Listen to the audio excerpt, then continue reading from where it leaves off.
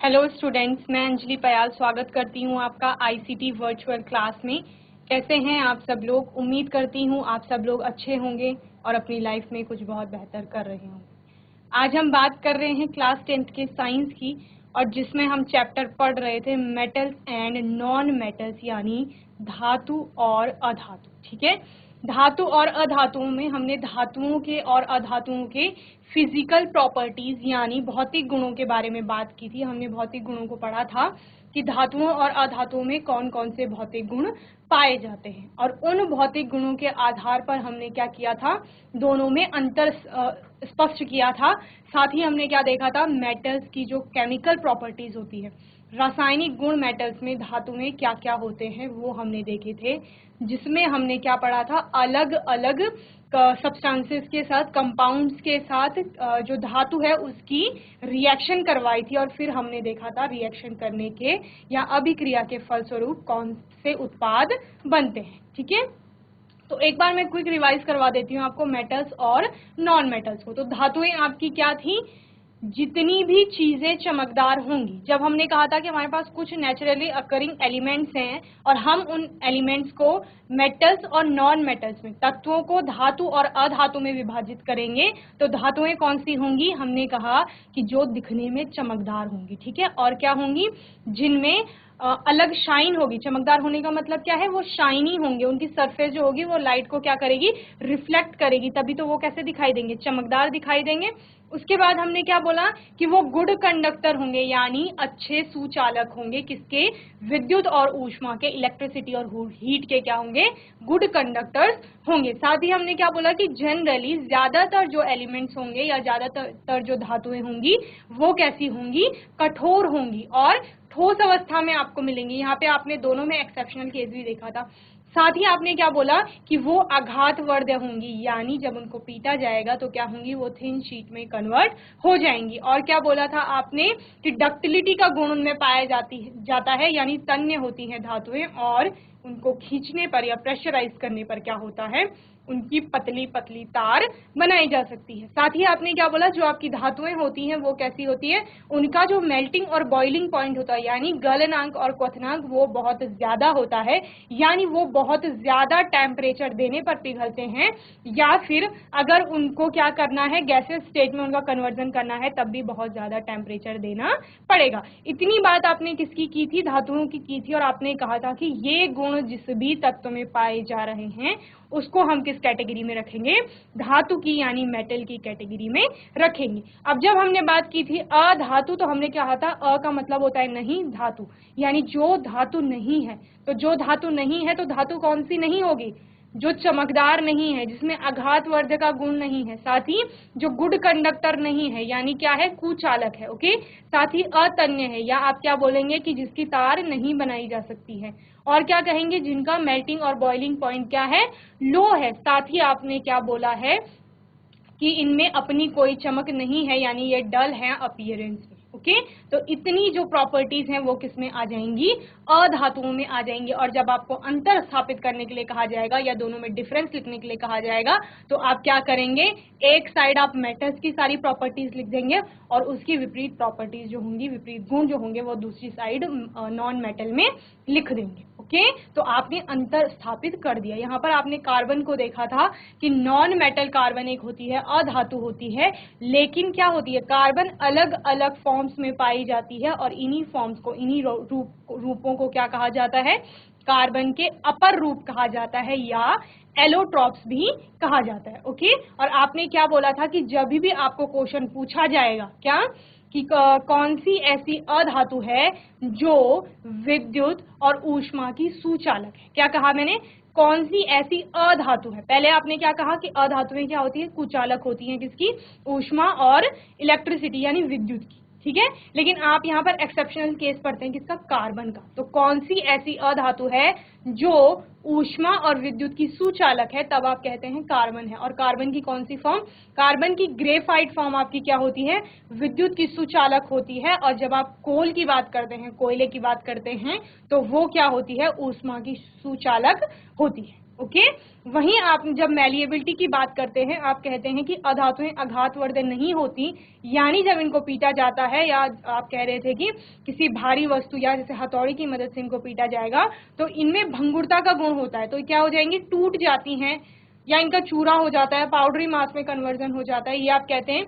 तो वहां पे आप एक्सेप्शनल केस लेके चलते हैं कि जो आपका डायमंड होता है, कार्बन की एक फॉर्म होती है डायमंड, वो क्या होता है, हार्डेस्ट सब्सटेंस में आता है, इसीलिए उसमें ब्रिटलनेस की प्रॉपर्टी नहीं होती है, ठीक है, वो ब्रिटल नहीं होता है, भंगुरता का गुण उसमें नहीं पाया जाता, यानी जब आप उसको पीटेंगे तो उसका चूरा नहीं होगा। तो इतनी क्या पढ़ी थी हमने, फिजिकल प्रॉपर्टीज पढ़ी थी, कार्बन को हमने समझ लिया। इसके बाद हमने किसकी बात की थी, केमिकल प्रॉपर्टीज की बात की थी, और हमने कहा था कि जो आपकी धातुएं होती हैं, ठीक है, वो सबसे पहले किसके साथ, हमने ऑक्सीजन के साथ, एयर की प्रेजेंस में जब बर्न करेंगे तो क्या होता है, तो ऑक्सीजन के साथ जब धातु की अभिक्रिया हो रही थी तो धातु के ऑक्साइड्स बन रहे थे, और सबसे पहले आपने कहा कि धातु के जो ऑक्साइड्स होते हैं वो जनरली क्षारीय प्रकृति के होते हैं। ओके, क्षारीय प्रकृति के होंगे तो अम्ल के साथ अभिक्रिया करके क्या करेंगे, उदासीनीकरण अभिक्रिया को संपन्न करेंगे, जहां पर लवण और जल बनेगा, ठीक है, इतना आपने पढ़ा था।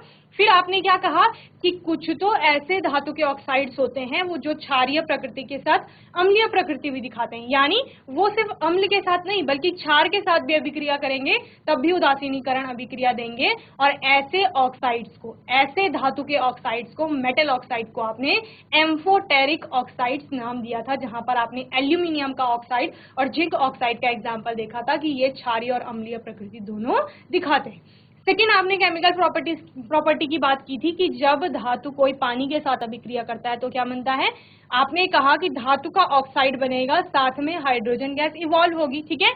लेकिन अगर वो धातु का ऑक्साइड पानी में डिसॉल्व है या घुलनशील है, सॉल्युबल है, तो आप क्या कहते हैं कि वो धातु का ऑक्साइड क्या बना देता है, धातु का हाइड्रो ऑक्साइड बना देता है, और वहां पर भी हाइड्रोजन गैस इवॉल्व होती है। यहां पर भी आपने कहा कि सारी धातुएं पानी के साथ अभिक्रिया नहीं करती, कुछ कुछ तो ठंडे पानी में भी अभिक्रिया कर लेती हैं, कुछ कुछ ठंडे पानी में अभिक्रिया नहीं करती हैं पर गर्म पानी के साथ अभिक्रिया करती हैं। वहीं कुछ ऐसी धातुएं होती हैं जो आपका ठंडे पानी और गर्म पानी के साथ अभिक्रिया नहीं करती हैं, मतलब, लेकिन किसके साथ करती हैं, स्टीम के साथ, भाप, जो आपका पानी अब इतना गर्म हो चुका है कि वो अब वेपर में कन्वर्ट हो गया है, भाप में कन्वर्ट हो गया, स्टीम में, तो उस स्टीम के साथ अभिक्रिया करते हैं। और कुछ धातुएं आपने ऐसा कहा ना ही ठंडे पानी के साथ अभिक्रिया करेंगी, ना गर्म पानी के साथ अभिक्रिया करेंगी, और ना ही स्टीम यानी वेपर के साथ अभिक्रिया करेंगी, यानी वो किसी भी तरह से पानी से अभिक्रिया नहीं कर रही हैं। और ऐसी धातुओं में आपने क्या देखा था, सिल्वर, गोल्ड, आपका कॉपर, लेड, ये सारी किस्में आती हैं, इसी टाइप में आती हैं जो किसी भी तरह से पानी से अभिक्रिया नहीं करती हैं। उसके बाद आपने तनु अम्लों या अम्ल एसिड के साथ रिएक्शन देखी थी, किसकी, अपने मेटल्स की, ठीक है। और मेटल्स के साथ जब अम्ल अभिक्रिया करते हैं तो आपने क्या बोला था कि कोई तो धातु का लवण बनेगा, मेटल का सॉल्ट बनेगा, और साथ में हाइड्रोजन गैस इवॉल्व होगी। ओके, इतनी चीज आपने पढ़ी थी। तो दोनों केसेस में आपकी हाइड्रोजन गैस निकल रही है, जब वाटर के साथ अभिक्रिया हो रही है तब भी, और जब एसिड के साथ अभिक्रिया हो रही है तब भी। ओके, तो होपफुली आपको इतनी केमिकल प्रॉपर्टीज समझ में आ गई होंगी। इसके बाद हमने क्या देखा था कि किस तरह से आपका धातु जो है मेटल, वो किसी मेटल के सॉल्ट सोल्यूशन, ठीक है, क्या बोला, मेटल जो आपका है वो किसी भी मेटल के सॉल्ट सोल्यूशन में किस तरह से अभिक्रिया करता है, और अभिक्रिया करने पे वह क्या बनाता है और कैसे अभिक्रिया हो रही है, ये हमने देखा था, ठीक है। तो अन्य धातु लवण के विलयन के साथ धातु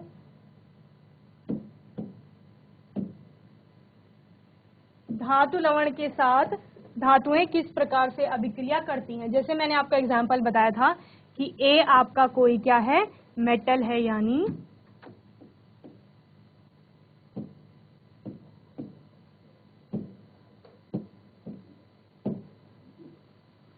धातु है, ठीक है, प्लस BX ले लेते हैं, कोई सॉल्ट सोल्यूशन, ठीक है। बी भी आपका क्या है, धातु है, लेकिन धातु का सॉल्ट सोल्यूशन है, या धातु लवण का विलयन कहेंगे आप, ठीक है,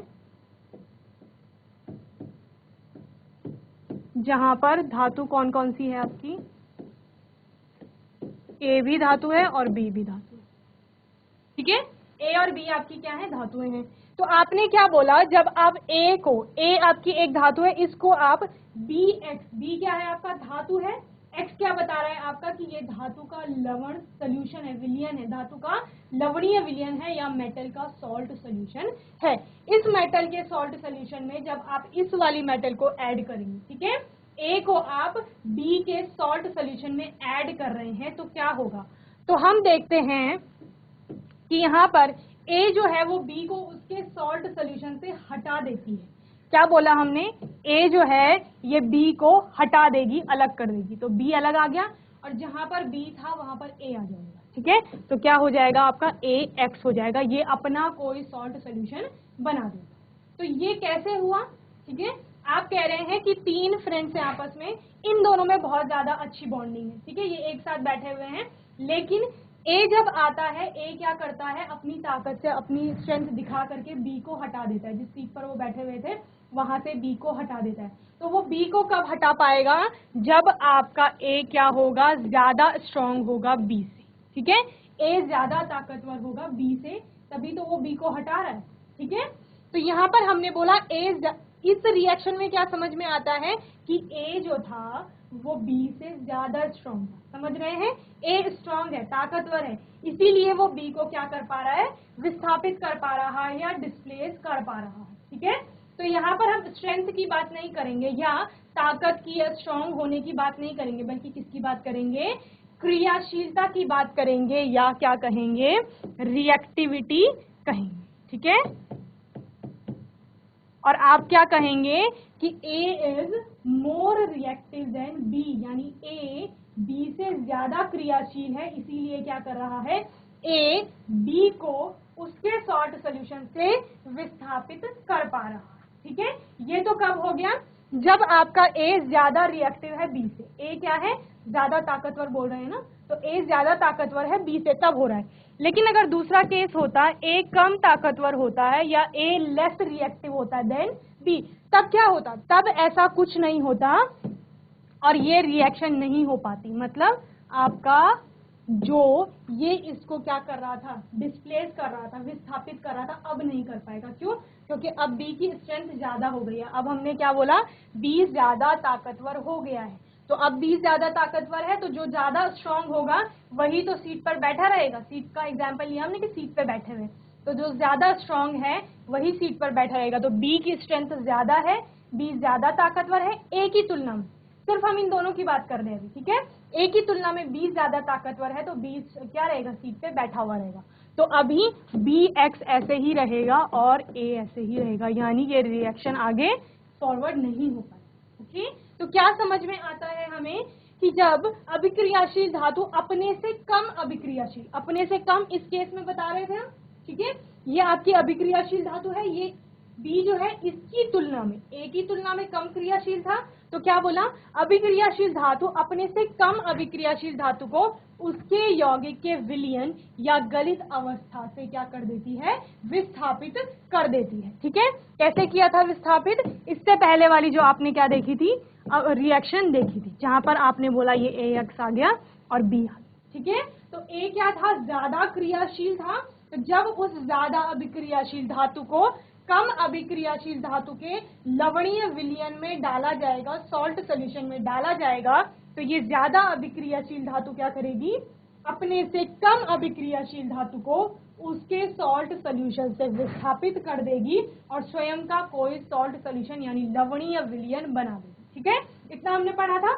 फिर क्या कहा था हमने, इस रिएक्शन के आधार पर हमने बोला अगर धातु A तथा धातु B को उसके विलयन से स्थापित कर देती है, ठीक है, सॉरी, अगर धातु A क्या कर रही है, B को उसके सॉल्ट सोल्यूशन से विस्थापित कर रही है, यही हमने बोला कि करेगी ऑब्वियसली, तो यह A B की अपेक्षा अधिक अभिक्रियाशील है, यही हमने बोला कि जो A है वो मोर रिएक्टिव है देन B, A जल्दी से अभिक्रिया कर रही है किसकी तुलना में, B की तुलना में, ओके। तो ये आपकी क्या हो गई, क्रियाशीलता हो गई।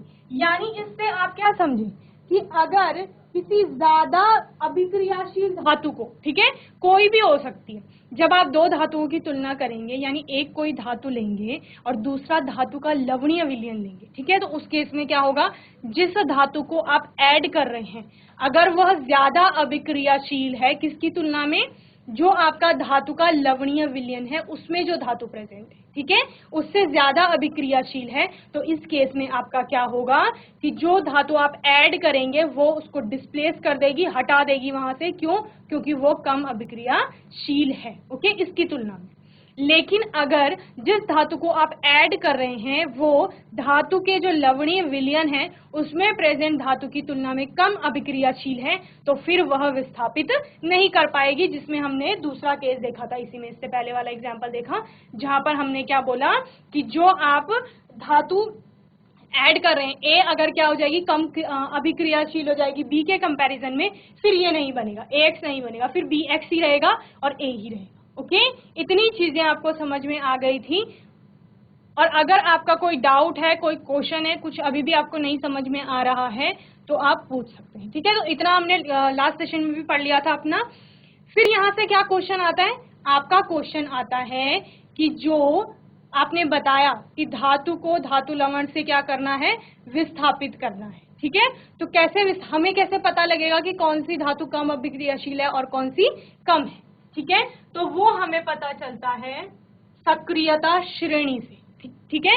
आपको एक सक्रियता श्रेणी दी गई है जो जिसमें कि क्या है, अवरोही क्रम में सारी धातुओं को क्या किया गया है, लिखा गया है। यानी जो सबसे ज्यादा रिएक्टिव धातु होगी, सबसे ज्यादा अभिक्रियाशील धातु होगी, वो सबसे ऊपर लिखी गई है, और जो सबसे कम अभिक्रियाशील धातु है वो सबसे नीचे लिखी गई है उस सीरीज में, ठीक है।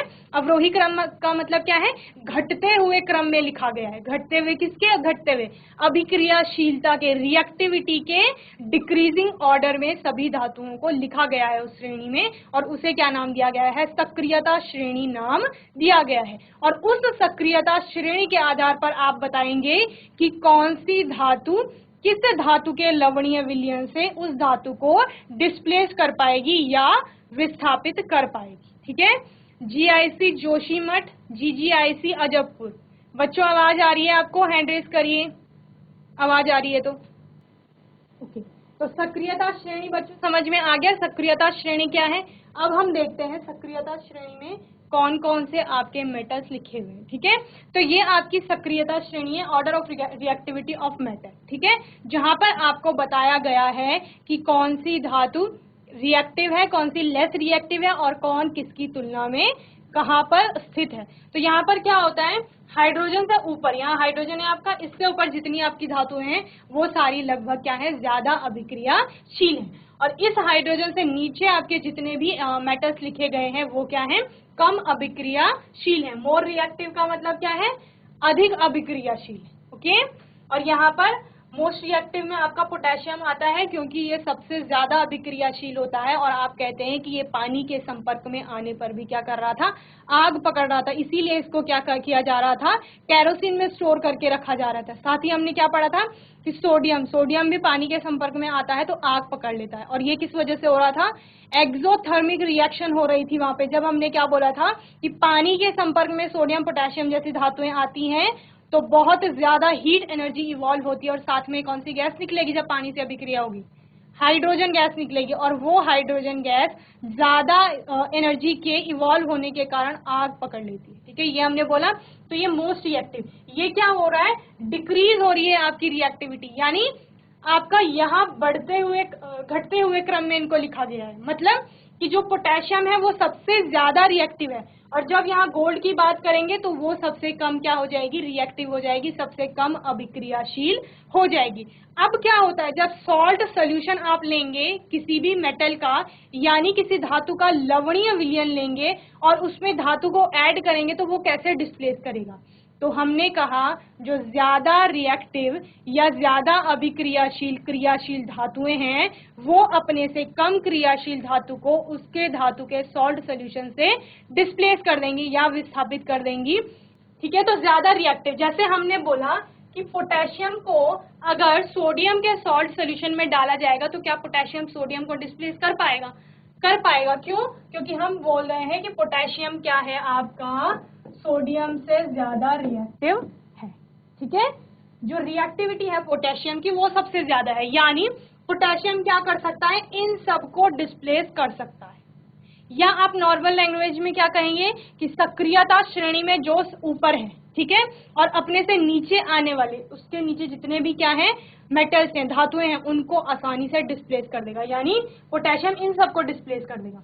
वहीं अगर सोडियम की बात आएगी तो सोडियम पोटेशियम को डिस्प्लेस नहीं कर पाएगा, विस्थापित नहीं कर पाएगा। क्यों? क्योंकि वो उससे ज्यादा क्या है, अभिक्रियाशील है। लेकिन उसके बाद आने वाले सारे मेटल्स को या धातुओं को वो आसानी से क्या कर लेगा, डिस्प्लेस कर लेगा या विस्थापित कर देगा। ठीक है, ऐसे ही कैल्शियम का होता है, कैल्शियम अपने से ऊपर, उसके ऊपर कौन कौन से, सोडियम पोटेशियम, यानी इन दोनों की क्या है, क्रियाशीलता उससे ज्यादा है, तो इनको तो वो डिस्प्लेस नहीं कर पाएगा, लेकिन अपने से बाद आने वाले सारे मेटल्स को क्या कर लेगा, डिस्प्लेस कर लेगा। वहीं मैग्नीशियम में भी यही होगा, एल्यूमिनियम में भी यही होगा। एल्यूमिनियम से ऊपर जिनकी क्रियाशीलता है उनको डिस्प्लेस नहीं करेगा, लेकिन उसके नीचे जिनकी क्रियाशीलता आ रही है उससे कम जो अभिक्रियाशील हैं उनको आसानी से क्या कर लेगा, डिस्प्लेस कर लेगा। ऐसे ही जिंक का होगा, आयरन का होगा, लेड, हाइड्रोजन के बाद कॉपर, मरकरी, सिल्वर, गोल्ड, सबके साथ यही होगा कि वो अपने से कम अभिक्रियाशील धातुओं को क्या कर लेंगे, इजीली डिस्प्लेस कर लेंगे। ओके, अब मैं आपको एक जनरल एग्जाम्पल पूछती हूँ, इसी सक्रियता श्रेणी के पास रख के पूछूंगी, आपको बताना है। ठीक है,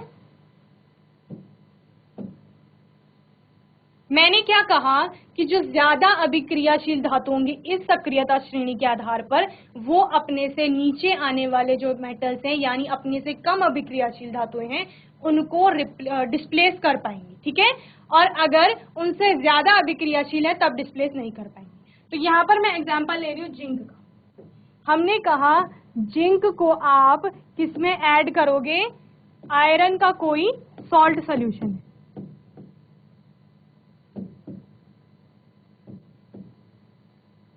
ठीक है, क्या कहा, जिंक को आयरन के सॉल्ट सोल्यूशन में ऐड किया। आयरन के सॉल्ट सोल्यूशन में ऐड करने पर क्या यह जिंक आयरन को डिस्प्लेस कर पाएगा, हटा पाएगा? तो ये क्वेश्चन है आपके लिए। ठीक है, जीआईसी जोशीमठ, माइक ले लीजिए जल्दी। Hello, good morning ma'am. Good morning ma'am. क्या नाम है आपका? मैम अर्जुन। अर्जुन, मैंने आपसे क्वेश्चन पूछा, सक्रियता श्रेणी समझ में आ गई? मैम यस, मैंने आपसे क्वेश्चन पूछा कि जिंक जो है, अगर जिंक को आयरन के सॉल्ट सोल्यूशन में ऐड किया जाता है, ठीक है, तो क्या आपका जो जिंक है वो आयरन के सॉल्ट सोल्यूशन से इस आयरन को डिस्प्लेस कर पाएगा? मैम यस और नो? यस, कर पाएगा। क्यों कर पाएगा? मैम ज्यादा पावरफुल है। पावरफुल नहीं बोलेंगे, रिएक्टिव बोलेंगे आप। ओके, पावरफुल मैंने आपको सिर्फ एक जनरल एग्जांपल के लिए समझाया कि आपको समझ में आ जाएगा, लेकिन जब आप केमिस्ट्री की लैंग्वेज में बोलेंगे तो क्या बोलेंगे, ज्यादा अभिक्रियाशील है या मोर रिएक्टिव है as compare to iron. Okay, very good Arjun, sit down. तो अर्जुन ने हमें क्या बताया कि जो आपका जिंक होता है, ठीक है, जो आपका जिंक है वो आयरन के सॉल्ट सोल्यूशन से आयरन को डिस्प्लेस कर देगा और क्या बन जाएगा, आपका जिंक का सॉल्ट सोल्यूशन बन जाएगा। ठीक है, और इसको आयरन को डिस्प्लेस कर देगा किसकी फॉर्म में, आयरन मेटल की फॉर्म में। ठीक है, आयरन आपकी अलग हो जाएगी। सिट डाउन बेटा। ठीक है, तो इतना आपको समझ में आ गया। जल्दी से इस सक्रियता श्रेणी को क्या करेंगे, नोट करेंगे, फिर हम इसके कुछ और एग्जाम्पल्स देखेंगे। और मैं जैसे अर्जुन ने आपको अच्छे से क्या दिया, आंसर दिया और बताया उसके पीछे का रीजन कि क्यों उसको क्या कर पाया, डिस्प्लेस कर पाया। आपके पास ऐसे क्वेश्चंस आते हैं जब आपको पूछा जाएगा कि क्या यह धातु दूसरी कोई धातु का सॉल्ट सोल्यूशन दिया होगा, लवणीय विलयन दिया होगा, क्या इसको विस्थापित कर पाएगी, या आपको डायरेक्ट बताया जाएगा कि ये इसको विस्थापित कर रहा है और रीजन पूछा जाएगा आपको कि क्यों यह विस्थापित कर रहा है। तो आपको तब यही बताना है कि कौन सा ज्यादा रिएक्टिव है, कम रिएक्टिव है। जल्दी से इसको नोट करेंगे। आप सभी स्कूल्स जो है वो स्क्रीन में दिख रहे हैं, तो जल्दी से नोट करिए, फिर मैं आपको आगे बताती हूँ कुछ और एग्जाम्पल। ओके।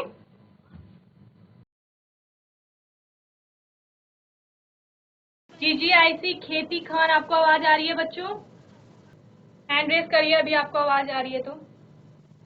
GGIC खेती खान, जी मैम। आवाज आ रही है बच्चों? मैम जी।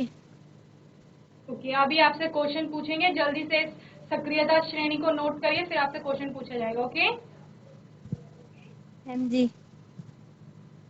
माइक ऑफ कर लीजिए, सिट डाउन। ओके, नेक्स्ट आपका है क्वेश्चन, माइक ले लो। GGIC खेती खान,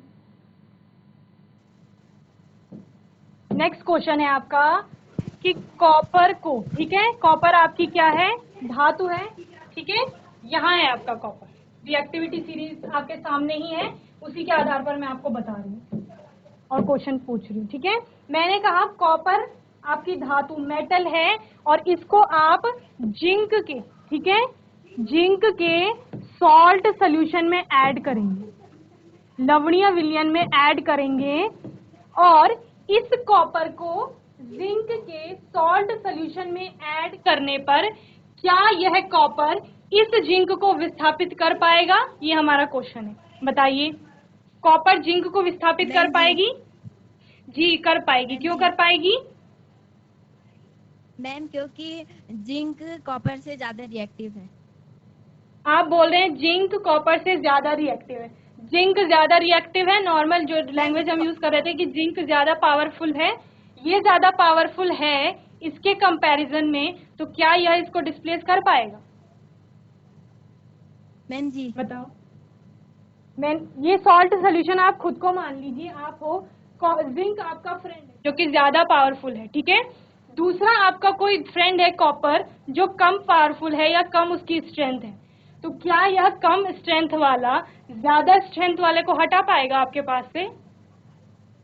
बताइए। नहीं, नहीं हटा पाएगा। तो रिएक्टिविटी सीरीज भी तो यही बता रही है आपको। क्या बता रही है सक्रियता श्रेणी? कि जो नीचे है वो लेस रिएक्टिव है, कम क्रियाशील है, और वो अपने से ज्यादा क्रियाशील को हटा नहीं पाएंगे, ठीक है। यानी जो कॉपर है वो जिंक को डिस्प्लेस नहीं कर पाएगी, तो जिंक का सॉल्ट सॉल्यूशन ऐसे ही रहेगा। अभी क्लियर है? मैम जी। जी, ओके, वेरी गुड। आपका अटेम्प्ट अच्छा था, ठीक है। अभी ध्यान से सुनिए मैं क्या बता रही हूँ। ओके, सिट डाउन बेटा। तो हमने क्या बोला, जो नीचे कम क्रियाशील आएंगी वो अपने से ज्यादा क्रियाशील को उसके सॉल्ट सॉल्यूशन से डिस्प्लेस नहीं कर पाएंगी। तो जब आप कॉपर को जिंक के सॉल्ट सॉल्यूशन में ऐड करेंगे तो कॉपर आपकी क्या करेगी, जिंक को डिस्प्लेस नहीं कर पाएगी। ओके, ये नेक्स्ट आपका एग्जाम्पल है, इसको नोट कर लीजिए।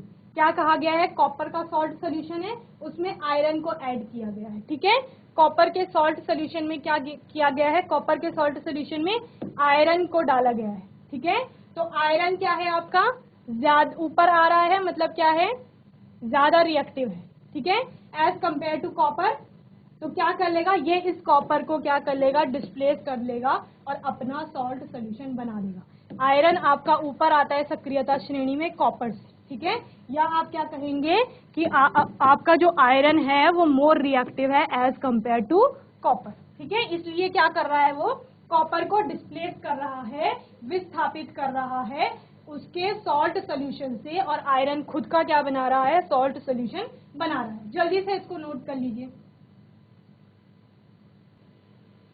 ये आपका क्या था, ये आपका एग्जाम्पल है कि जैसे आपके पास कॉपर सल्फेट का सोल्यूशन है, उसमें आपने आयरन की क्या डाल दी, नेल डाल दी, या लोहे की कील आपके पास थी वो आपने इसमें डाल दी। तो आप क्या देखते हैं, ये ब्लू सोल्यूशन जो था कॉपर सल्फेट का, वहां से कॉपर अलग हो जाती है और क्या बन जाता है आपका FeSO4 यानी आयरन का सल्फेट सोल्यूशन बन जाता है, और कॉपर वहां से डिस्प्लेस हो जाती है। ये जो रेड कलर का आपको दिख रहा है, यहाँ कॉपर आ गई है, ठीक है। तो GGIC खेती खान और GIC जोशीमठ। बच्चों इतना आज आपको समझ में आ गया अच्छे से? हैंड रेज करिए अगर समझ आ गया है तो। Okay, very good. किसी का कोई डाउट होगा, कोई क्वेश्चन होगा तो आप लोग नेक्स्ट सेशन में पूछ लेंगे, ठीक है। और रिवाइज करेंगे घर पे जाकर के अच्छे से सक्रियता श्रेणी को साथ ही जो सक्रियता श्रेणी मैंने आपको बताई है, ये आपने नोट की है, इसको आपने लर्न करना है और इसी के आधार पर जो आपके सक्रियता श्रेणी के क्वेश्चंस आएंगे, ठीक है, उनको आप क्या करेंगे, सॉल्व करेंगे और उनके आंसर लिखेंगे। ठीक है, तो आपके अगर कोई क्वेश्चन होगा, डाउट होगा, तो वो आप नेक्स्ट सेशन में पूछ लेंगे। तब तक के लिए ICT वर्चुअल क्लास से जुड़ने के लिए धन्यवाद।